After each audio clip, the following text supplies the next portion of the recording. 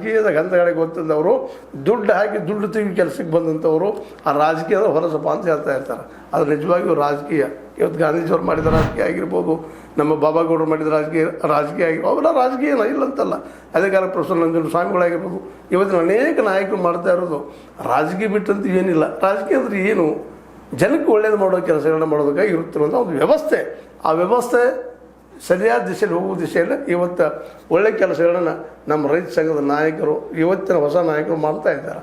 ಅವ್ರು ನಮ್ಮದವರೆಲ್ಲ ಸಪೋರ್ಟ್ ಮಾಡಿಲ್ಲಪ್ಪ, ಎಲ್ಲೋ ಏನೋ ಒಂದಿಷ್ಟು ಎಡವಿದ್ರು ಸಹಿತ ತಿಳಿಸಿ ಹೇಳುವಂಥ ಕೆಲಸವನ್ನು ಆಗಬೇಕಾಗಿದೆ. ಆ ದಿಶೆಯಲ್ಲಿ ಇವತ್ತು ಒಂದೇ ಏನು, ಇವತ್ತು ನಾವು ಒಂದು ಮಾತಿನ ಉದಾಹರಣೆ ಕೊಟ್ಟು ಹೇಳ್ತೀನಿ ನಿಮಗೆ. ಈಗ ನೋಡಿರಿ, ಅಣ್ಣಾ ಹಜಾರೆ ಅವ್ರ ಮೂಮೆಂಟ್ ಎಂಥ ದೊಡ್ಡದಾಗಿ ಬೆಳೆದ್ಬಿಟ್ಟಿತ್ತು. ಹೌದು, ಭ್ರಷ್ಟಾಚಾರ ವಿರೋಧವಾಗಿ ಲೋಕಪಾಲ್ ರೆಡಿ ಮಾಡ್ಕೊಳ್ಳೋದಾಗಿರ್ಬೋದು, ಮತ್ತೇನಾಗಿರ್ಬೋದು, ದೊಡ್ಡ ಮೂಮೆಂಟ್ ಆಗಿತ್ತು ಇಡೀ ರಾಷ್ಟ್ರ ತುಂಬ. ಅದರ ಪ್ರಾಡಕ್ಟನ್ನು ನಮ್ಮ ಇವರು ಕೇಜ್ರಿವಾಲ್ ಅವರು ನಮ್ಮ ನಂತರ ಒಂದು ಸ್ವಲ್ಪ ತಪ್ಪಿದ್ರು, ಆ ಮಾತು ಬೇರೆ. ಆದ್ರೆ ಒಳ್ಳೆಯ ಒಂದು ರಾಜಕೀಯ ವ್ಯವಸ್ಥೆ ತೋರೋ ದಿಶೆಯಲ್ಲಿ ಭಾಳ ದೊಡ್ಡ ಹೆಜ್ಜೆ ಇಟ್ಟಿದ್ರು. ಅದ್ರ ನಂತರದಲ್ಲಿ ಅದರೊಳಗೆ ಗೊತ್ತಿಲ್ಲದ ಸೇರಿದಂಥ ಈ RSS BJPಗೆ ಹುಡ್ಕೊಂಡು ನಂತರ ಆ ಮೂಮೆಂಟ್ನ ಹೈಜಾಕ್ ಮಾಡ್ಕೊಂಡ್ಬಿಟ್ರು.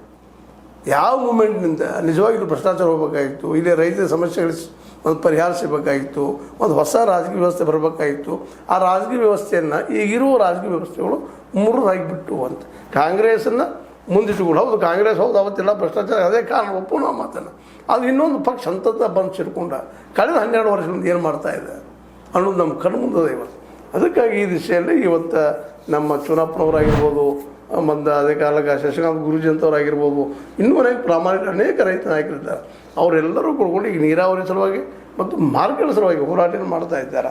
ಅದರಲ್ಲೂ ರೈತಗೆ, ಕಬ್ಬು ಬೆಳೆಯೋ ರೈತಗೆ ಅದ್ರ ಬೆಲೆ ಕೊಡಬೇಕಪ್ಪ, 1 ಲಕ್ಷ ತನಕ ನೀವು ಲೋನ್ ಕೊಡಬೇಕು ಅನ್ನೋಂಥ